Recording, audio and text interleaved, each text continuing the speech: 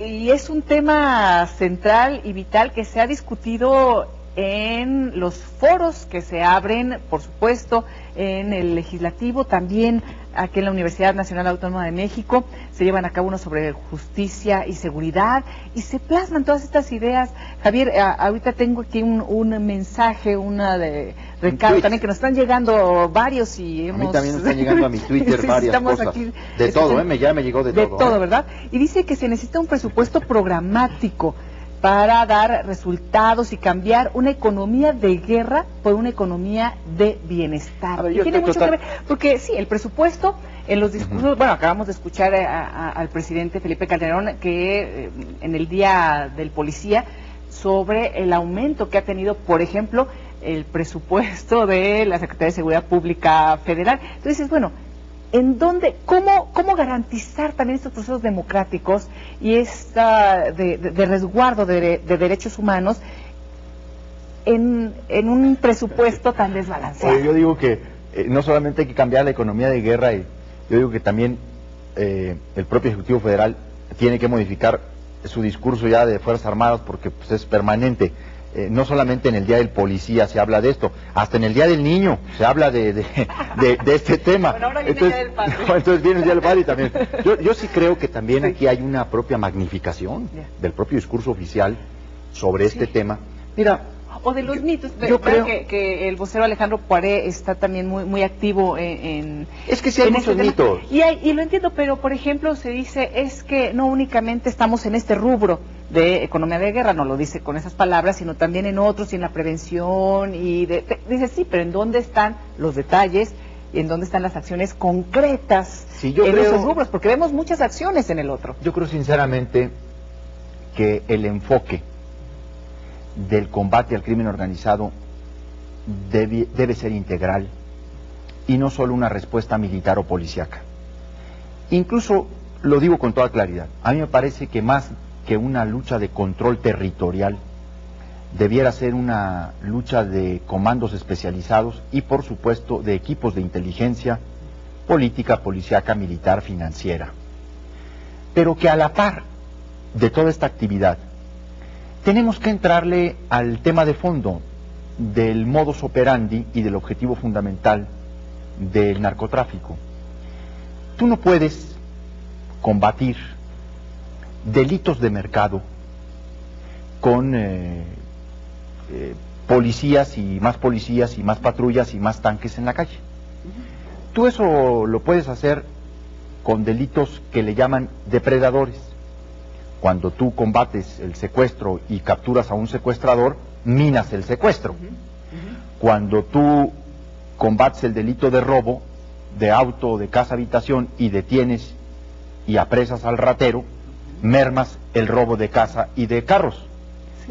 Pero cuando tú detienes al narcomenudista, lo detienes y lo metes a la cárcel, pues lo sustituye el primo, el hermano, el papá, la tía, hasta la abuelita, porque está en torno de una economía, en torno de un mercado.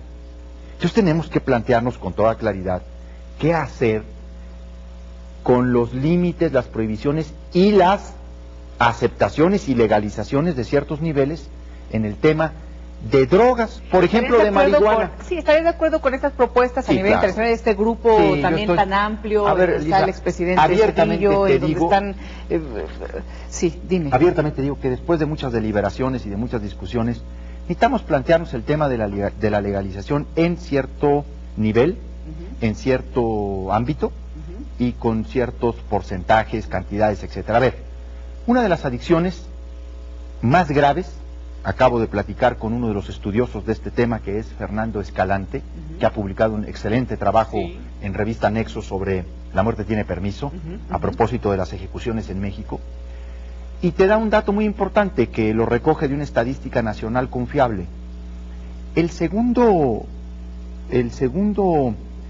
segunda adicción en México, después obviamente de la marihuana, de la droga, son los inhalantes, que generan una capacidad destructiva. A ver, hacen garras a la persona en sus neuronas, hacen una piltrafa humana los inhalantes. Me refiero al tíner, al cemento, al pegarrey, a todas estas cosas. Y esos están en circulación, no hay mayor problema. Y tú no combates a los ferreteros, o sea, ¿sí me explico? Sí, tú no combates a los talabarteros con el ejército. Has hecho una serie de medidas de prohibición y de control, pues no se la vendes a menores, la tienes que vender en estas cantidades, etcétera. Tenemos que plantearnos también medidas de fondo. Ya es insostenible el discurso ante estos hechos clarísimos, científicos. ¿Recuerdas también esta publicación que se dio en relación a la peligrosidad de las sustancias, en donde aparece el alcohol en primer lugar? Bueno, ahí está, por ejemplo. Claro, a ver, mueren, la estadística que acaba de dar Córdoba sobre la muerte fruto del tabaco. Es un tema apasionante, claro. Javier, ya se nos acabó el tiempo. Fíjate, además, pero bueno, creo que... solos los izquierdosos. Nos explayamos los izquierdosos. Oye. ¿Qué? Pero bueno, hablemos de este tema porque seguramente vamos a tener que seguirlo haciendo. Esto apenas comienza y más allá de ver un momento político difícil para la aprobación en el Congreso de acuerdos, de consensos, etcétera, creo que también es muy interesante porque lo que se presenta ahora en este tema, como bien dices que ahora las facultades del Ejecutivo son todas, va a aplicar para el actual presidente y para los que vengan. Y para muchos casos. Y viene uno nuevo pronto, a la vuelta de la esquina. Entonces, vamos, vale la pena a lo mejor que en ese sentido se pongan de acuerdo los partidos políticos. Estamos en ese proceso, te lo digo con toda claridad. Hemos venido trabajando. No es fácil a veces lograr en una Cámara tan plural, pero sobre todo en un ambiente tan crispado, tan confrontado, política y electoralmente hablando, lograr acuerdos. Lo estamos haciendo. Estamos trabajando en un proceso de audiencias. Hemos abierto a la discusión a todas las voces. Están en marcha, ahora mismo que se transmite este programa en Radio UNAM y estos días que se transmite en televisión de la Universidad Nacional Autónoma de México, se realizan en la Cámara de Diputados audiencias públicas especializadas.